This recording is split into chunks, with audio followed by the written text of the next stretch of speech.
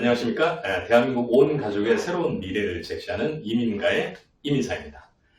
예, 자 오늘은 지난 시간에 예고드린 대로 여러분들이 가장 궁금해하시는 증여, 연금제도 그리고 우리 이민가 고객분들이 직접 질문한 내용을 가지고 이야기를 나눠보도록 하겠습니다. 자 오늘도 역시 세무법인 KMP의 김주현 미국 세무사님이 나와 계십니다. 안녕하세요. 자, 첫 촬영 어떠셨어요?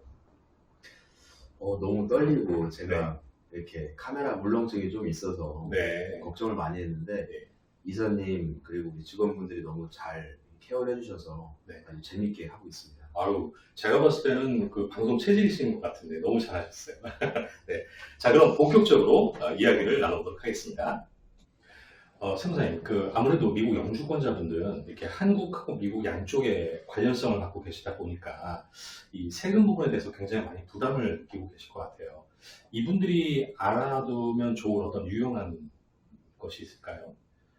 일단 그 영주권을 취득하시는 분들 그리고 영주권을 취득하시기 전에 걱정을 하시는 분들이 많이 고민을 하시는 것들이 내가 이제 영주권자가 되면 한국 사람이면서 미국 사람이 되는 거기 때문에 양국가로 둘 다 세금을 내야 되는 게 아니냐, 내가 그만큼 부담이 생기는 게 아니냐라는 걱정들을 많이 하시는데요. 그렇지만은 않습니다. 네. 그 한미 간에 체결된 이중과세 방지 조약이라는 게 있어요. 그래서 이중과세가 원칙적으로 될 수 없게 돼 있기 때문에 한국에서 낸 세금이 있다면 한국에서 낸 만큼을 미국 세금 신고를 할 때 공제를 받으시기 때문에 이 부분을 크게 부담이라고 느끼실 부분은 아니라고 저는 생각합니다. 네. 네, 이번에는 그 미국의 연금 제도에 대한 내용인데, 미국의 연금에는 어떤 것이 있고, 그리고 연금 혜택을 받기 위해서는 어떻게 해야 할까요? 일단 미국은 소셜 시큐리티라고 하는 국민연금이 있습니다. 네. 그래서 한국에서 사업소득 또는 자영업소득이 있으신 분들의 경우 소득의 15.3%까지 납부하실 수가 있고 10년 이상 납부하시게 되면 미국에서 연금을 받을 수 있게 되어 있어요. 그래서 이때 연금 납입 기간은 한국에서 연금 납입한 기간으로 인정이 되기 때문에 네. 한국에서의 납입한 기간과 합산해서 10년이 넘는다면 미국 국민연금인 소셜 시큐리티를 수령하실 수가 있습니다. 네. 이 밖에 IRA라는 사설연금 계좌를 개설해서 연금을 납부할 수도 있는데요. 소득이 1년에 12만 4천 불 이하이면 개인당 6천 달러까지 연금을 납입할 수가 있는데 나중에 65세 이후에 찾으면 이때 발생한 소득은 비과세 혜택을 받을 수가 있습니다. 네. 답변 감사합니다. 네. 자, 이번에는 저희 이민가의 고객분들께서 직접 질문해 주신 내용들로 한번 세무사님께 질문을 드리겠습니다. 여기 보면 한국에 보유하고 있는 증권 계좌 및 은행 계좌에서 발생하는 소득이 꽤 있고 임대소득이 발생해서 종합소득세 신고를 하고 있습니다. 한국에 납부한 세금이 미국에 납부해야 할 세금보다 많을 경우 한국에 납부한 세금으로 모두 공제되어 납부할 세금이 없다고 들었습니다. 맞나요? 예, 어떤가요? 이것도 하나의 루머라고 볼 수가 있는데 네. 정확히는 미국 세법에 맞게 계산을 해봐야 답변을 드릴 수가 있을 것 같습니다. 네. 그렇지만 일반적으로 말씀을 드리면 한국에 납부한 세금이 미국에 납부해야 할 세금보다 많다고 하면 세금을 안 내는 경우가 대부분이라서 이런 얘기들이 나오는 것인데 네. 부부 기준으로 소득이 25만 달러를 초과하거나 금융소득이나 임대소득 등의 어떤 불로소득이 있다면 3.8%의 넷 인베스트먼트 인컴 텍스를 꼭 내셔야 됩니다. 네. 네. 두 번째 질문입니다. 종합소득세 신고자입니다. 한국에서 신고 기간이 5월인데 소득세 신고 및 해외 금융계좌 보고는 4월 15일까지라고 하는데 어떻게 보고해야 하나요? 이런 질문이에요.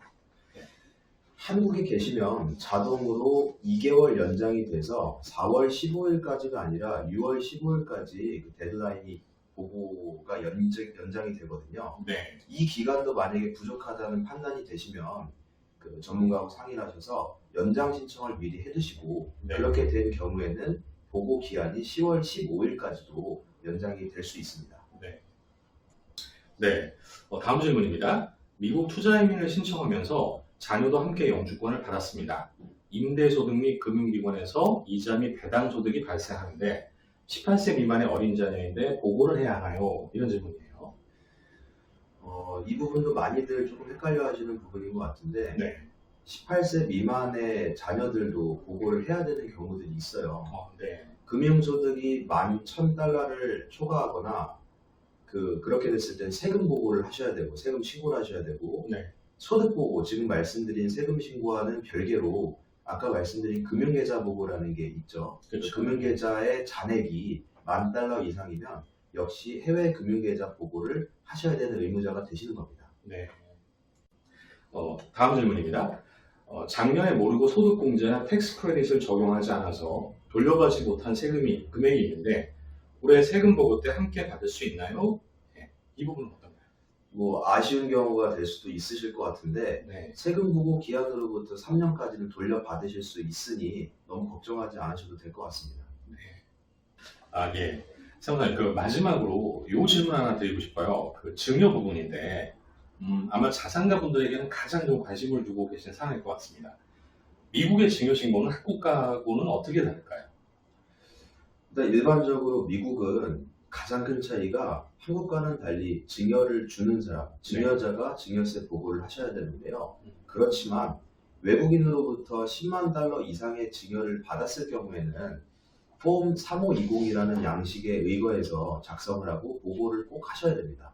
기준은 한 사람으로부터 증여받은 것으로 하는데 만약에 서로 다른 두 명으로부터 총 10만 달러를 받은 경우에는 보고할 의무가 없다는 점도 잘 착안을 하시고 네. 하지만 증여한 두 사람이 가족관계라면 한 사람이 증여한 것으로 간주가 되어서 보고 대상이 되니까 이 부분까지도 좀 챙겨주셔야 될 것 같습니다.